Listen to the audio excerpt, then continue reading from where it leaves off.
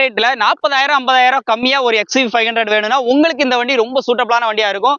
2012 model 3 owner கண்டிஷன்ல top carrier அந்த front grill எல்லாமே வேற லெவல் பண்ணி இந்த வண்டியுடைய model 2012 number of owner 3 front 2 tyre ஒரு 70 to 80 இருக்கும், பேக் 2 ஒரு 60 to 70 இருக்கும். இந்த வண்டிக்கான பிரைஸ் பாத்தீங்க அப்படின்னா 5,60,000 மட்டும் கேட்கறாங்க. மார்க்கெட்ல 6 லட்சம் ரூபாய்க்கு மேல போயிட்டு இருக்கு.